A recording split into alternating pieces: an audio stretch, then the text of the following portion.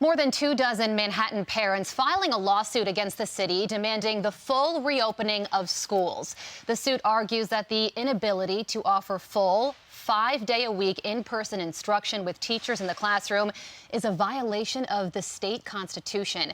3 parents who helped organize the effort, which has raised nearly $30,000, join me now. Natalia Marukfer, Allison Wenger, and Stephanie Kokonos. They all join me.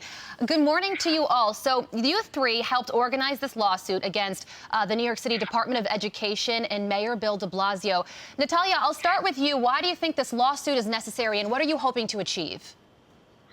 Well, we have watched our kids and other kids in our city be locked out of classrooms since March of 2020, and we kept hoping for a plan. We thought that the administration had our kids' best interest. We thought any day now we'll be able to get every kid back into school like other cities have, and they have across Europe, and that hasn't happened. So we've advocated, we've rallied, we've marched, we've begged, we've tweeted, we've done everything we could, and now it's time to compel the city to do the right thing. So many kids are still shut out of classrooms, and it's unacceptable. We cannot wait another day. Yeah, Allison, same question to you. Why do you think legal action is necessary? And also, how did at-home learning affect your children?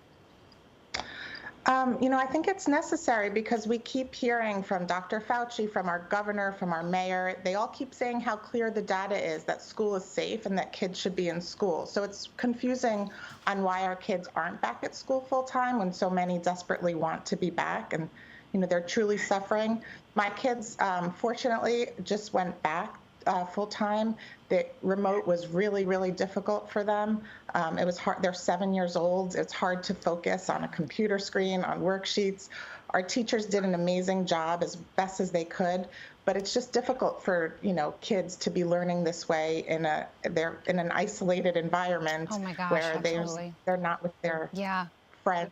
It so is, and I know you have 2 7-year-old twins, so good for you. Stephanie, you have a 5-year-old and a 7-year-old. Your kids also went back to school already, and have you seen a change in them from what they were like when they were learning at home versus now that they're back in school?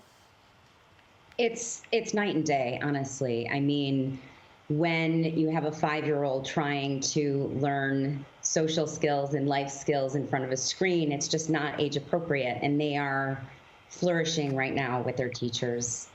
Yeah, absolutely. Natalia, your children, you have a 7-year-old and a 10-year-old, and Mayor Bill de Blasio, he actually spoke out yesterday about school reopenings. I want you to take a listen to what he had to say. Watch.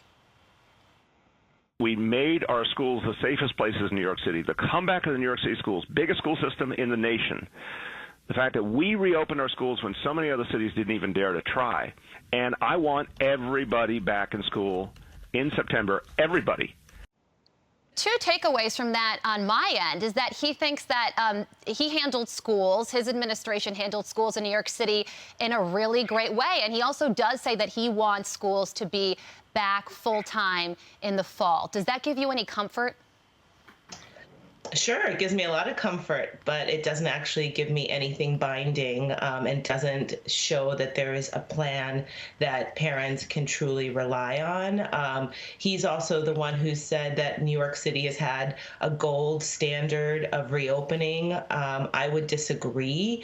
I would say that places like Brielle, New Jersey, where they didn't shut down entire schools for 2 unrelated cases and kept kids in school pretty much full time from early this year, that would probably be my sense of what a gold standard is. So I believe the mayor wants to do the right thing. I think his heart is in the right place. I think he's hamstrung by people like Michael Mulgrew and Brandy Weingarten, who have extorted this city and this country and have kept blue swaths of this country shut down at the kids' expense. And they are spinning this story to make it look like they're trying to reopen, but in fact, we have have no confidence that they have the kids' best interest at heart. And we know that the only way to do this is to actually do this lawsuit Take and win it. action. Yeah. Yeah. And Allison, have you gotten any plan in place about what happens if next year and your kids do go back to in-person and then a child tests positive for COVID? What happens to the classroom? Has anybody told you anything about that?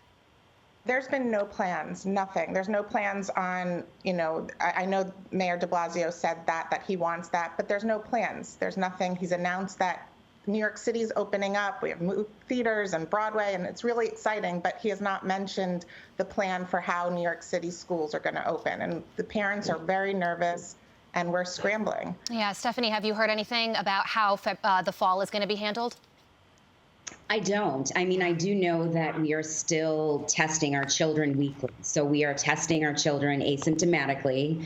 And anytime that there is a COVID positive case, regardless if it is a false negative or a false positive, rather, our classrooms are closed. So even though we are back and some elementary schools are back 5 days, we still are going to continue classroom closures unnecessarily.